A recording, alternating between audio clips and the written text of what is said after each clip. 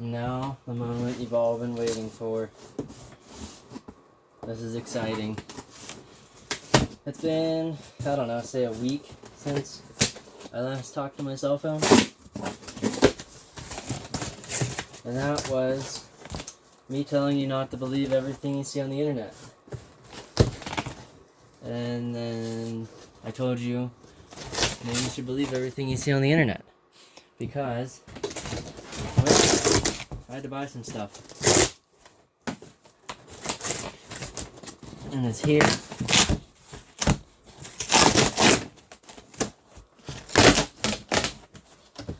I also don't know where my knife's at. So, you know, it is what it is.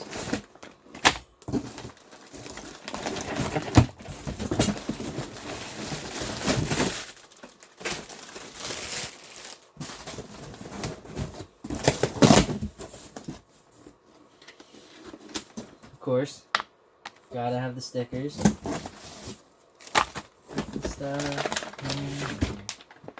Alright. Should be a packing slip in here too. What? Come on, Summit, you're better than that. Well, I was gonna show you all the part numbers in the packing slip so you could see part numbers and pricing. But it looks like there's enough stuff on here. We can work with that. So, this is pretty cool. Did some digging. McLeod Racing off Summit sells you a clutch hydraulic line. I bought a 5-footer because I got a wrap from the master cylinder the whole way around to the bottom of the bell housing to where my slave's going to stick out. So I got a little bit longer. If I have to, I can buy another one and just get a little coupler to go in there. This dude is an LS style clutch fitting. And this dude is an older style GM Dodge clutch fitting. This is what my master has, and that's what my slave has. So that's way easier than trying to use fucking brake line and hydraulic or flares or compression fittings or whatever. I just buy the stainless line with JICs, throw her in there and rip with it. So the LS style is an Earl Performance Plumbing. That's the part number for it on Summit Racing. That's the LS style. It says LS in the part number. It's kind of cool. This is my hydraulic line. So dash 60 and 60 inches. So that's a good baseline for trying to figure out what size you need. And then this bad boy, well, you can kind of tell what this bad boy is. That's my Bellhousing spacer. And some fancy new hardware. So I bought this because, you know, I believed everything I read on the internet. And apparently some dude has already made it a Duramax to an NV4500 once. And he said, I ran this spacer and it worked. And I didn't have to do anything with my input shaft. Because apparently the Duramax flywheel is exceptionally thick. And the pilot bearing does not go into the crankshaft. It goes into the flywheel that sits out here. And so he actually ended up with issues with his input shaft running into the bearing before the tranny got up tight to the block. So I think my next step here, now that I got all these pieces, is to push my... Uh-oh, did that come with dowel pins? It showed in the picture that it came with dowel pins. Dowel pins. We got dowel pins. That was a close call. So my next step is to push the dowel pins into the block. Then I can bolt everything back together. And maybe press my pilot bushing bearing into the flywheel. Take some measurements with the bell housing on there without a clutch disc in it. Measure the input shaft then. and then maybe do a final test with the input shaft, put some grease on the end of it, slip it in, and see how far back the grease tracks on the shaft. It looks like, based on that it only really engages halfway on the 6.5. See the wear mark there? That's a, I don't know, 30,000 mile input shaft. So all that wear is definitely from its last go around. So yeah, that's pretty cool. I don't know when I'll start on this. It's been kind of a wild week, and I'm also trying to get ready for winter because, well, we got snow on the ground. So that just makes things a little more exciting. I kind of got the place cleaned up this week for pushing snow, but I got a lot to do there. The S10 clutch won't disengage anymore. I'm just, you know, wheeling it around anyhow. But, you know, in the meantime, while those parts are showing up, I started playing with my harness again. And, yeah, I don't know what I got to do here, but there's some things, in case you're wondering. Pin number 58, dark green, is your data link connector. You hook that up to the OBD2 port on the truck, and then you grab, you know, power from somewhere and ground from somewhere, and then you can talk to this thing without anything else. So that's that plan going forward. It's currently October 28th. So what, 3 days plus 9 days is 12 days. In 12 days, my credit card statement will roll over and I can buy EFI Live. So that'll be cool. Try to get all this other stuff done in the next 12 days. That way, when that's ready, I can just focus on wiring exclusively, and maybe the engine will be sitting in the truck by then. And then I can take it back out to try to test start it instead of have it sit here to try to test start it. Just do a little more work for myself. We'll see. Well, here we are. Didn't get very far. Tried to install the dowel pin. I measured this one, marked them. Oh, look at that. Where it should go. Apparently I did a bad job at that. So that's how far the old one is. And there's my Sharpie mark. See how far off that is? That's called being dumb. Anyhow, so I tried putting this thing in. I heated it and beat on it and oiled it and beat on it. And if I'm good at anything, it's breaking aluminum. Fortunately, we haven't got that far yet, but I don't know, maybe I had the pin in far enough. I was worried this lead in here was gonna hose me. I suppose technically it should look like that. Yeah, technically it looks like that. Look at that, it's right where it needs to be. I'm just stupid. So I'll go ahead and beat that thing back in until it quits moving. And then we'll move on to the other side. Maybe I'll mark that one a little bit better. Because that one is this one. And this one has even less insertion depth than the first one did. Look at that. Okay. Well, I was thinking I had to grind this thing down. But I suppose I don't. I suppose I just put it in there, and it just bothers me because it can wobble. You know, it went in, and I tapped it in there. Where's my mark? There's my mark.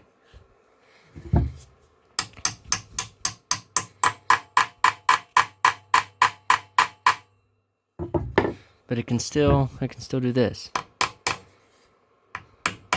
See that?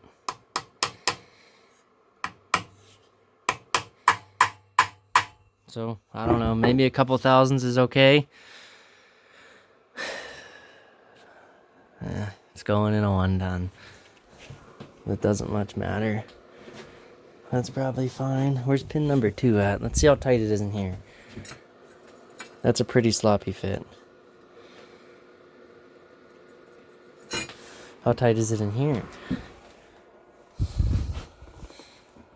That's a pretty snug fit, and we'll go in.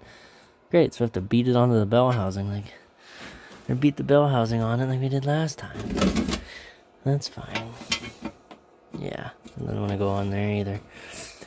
I guess the only problem is that if they're both leaning a little bit, like that, then it'll kind of go on crooked. But, I don't know, it's probably fine. I ain't that worried about it. So this one here is an open hole. You can see the whole way through it. See my fingy? Where's it at? There it is. Fingy. See it? So, that one I'm going to beat in and I can inspect it once it's through to know that I'm there. We're going to try to not use heat and oil this time. Stay tuned. Yep, that went easy. There she is. You can see the pin. Can you see the pin? You can see the pin. You see it right there? Yeah. So, that one went in deeper. I stopped it there. It didn't hit anything. It's got similar run out to it. I guess I'm just not going to worry about it because you got freaking 6 bolts to pilot it. Plus those. I'm sure it's over constrained somewhere.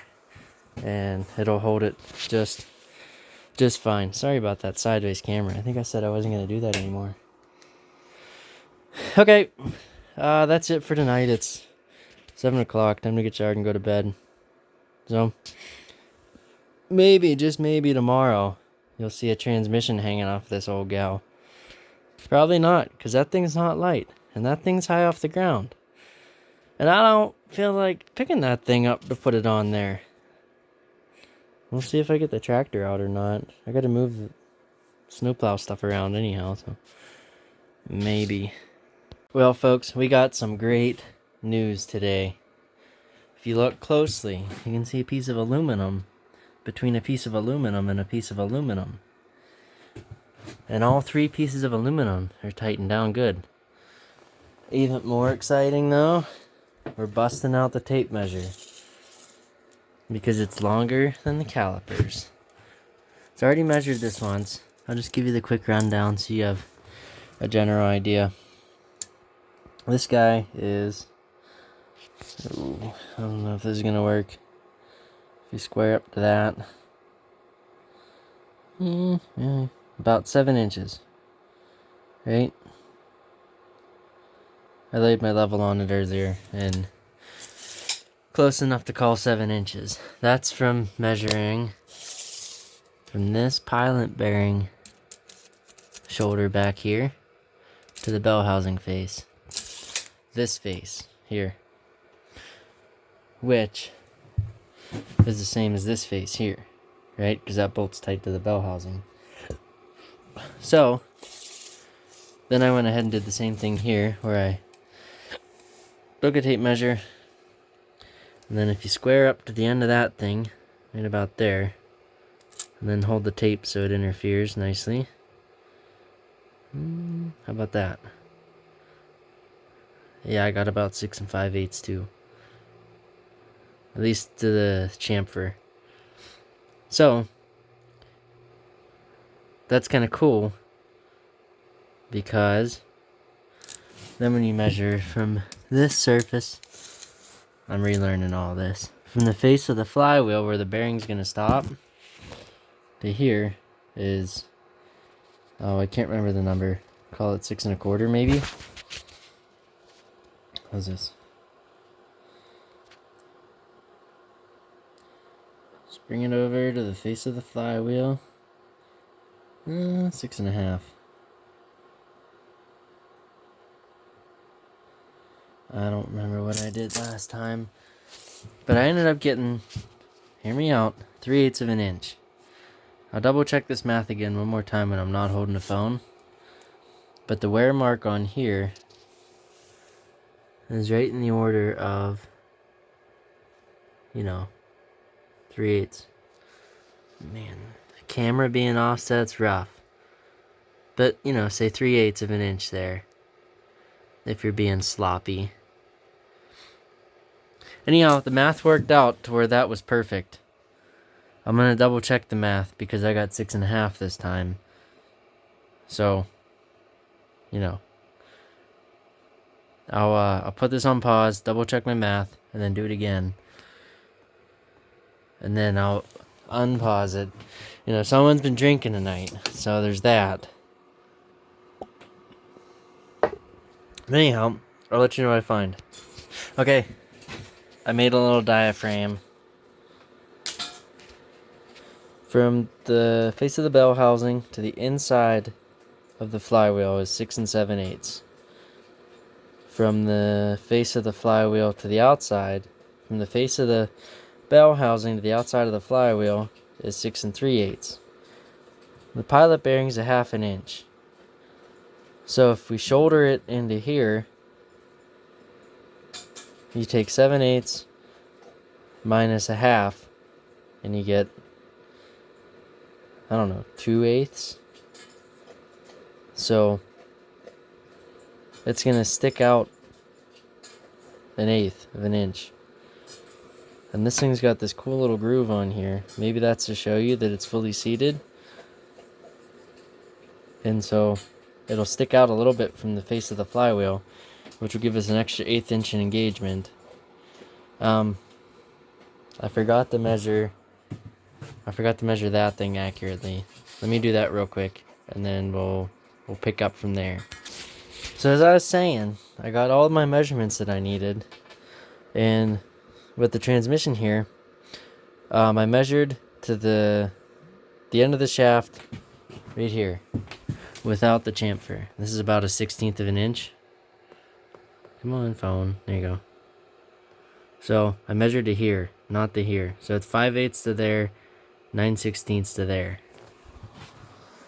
So I'm comfortable with 6 9/16 stick out going into, you know, if you just say 3/8 of an inch, we'll round that up to 5/8 for ease of math. You got a 1/4 inch of shaft, pilot shaft inside that bearing.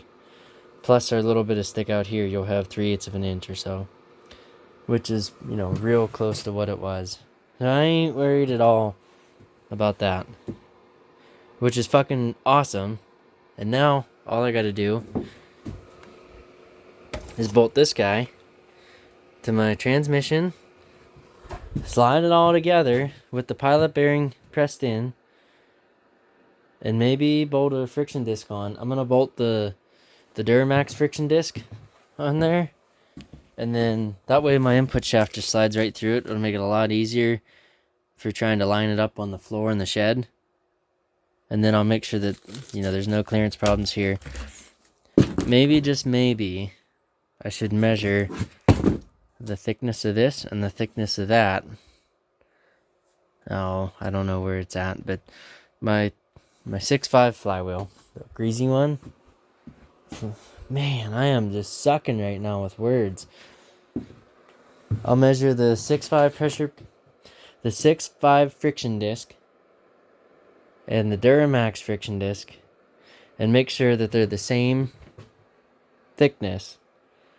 That way I don't get a skewed result whenever I try to see if this slidey-do here, if that's too thick and starts interfering with one of them, or if, you know, when you release the pressure plate, if that's going to hit, because it does go inside the pressure plate. It slips, you know, where's my pressure plate? There you go. That tube slips inside of here. It doesn't sit out here, because whenever you depress the clutch, it's going to push that in to the end of the tube. So as long as that tube's not too long that it runs into the hub, we'll be alright. So that's the next concern. If that's not a concern, then none of this is a concern, and we got a transmission, people. We got a freaking transmission. That'd be awesome. Then I can move on to wiring. Tonight, I just pulled all the other stuff out of the Duramax that I need. Somebody's coming to buy it on Saturday. It's, I don't know, Wednesday. So we're going to do a mirror retrofit at some point, which involves pulling the lighting harness, because it's got the temperature sensor in it, the BCM, the TCM, the throttle pedal, that's important. I got that guy. I got his harness that plugs into the ECM harness. And then of course the battery cables and stuff. Can't let them go. They're pretty expensive, and they're pretty nice wires. So we got that, and it'll bolt on to wherever the heck that thing was that went in here for the junction box. AC compressor. That's unfortunate. I had rags stuffed in it. Should have done a better job of keeping dirt out. Some dude told me that Napa can make you crossover lines. They can go from this style to the GMT 400 style, and that's what he did. I think I'm gonna try to buy a 400 compressor, the newer style, and see if it fits on there, because then I can run all my older style lines, especially since I already got dirt in the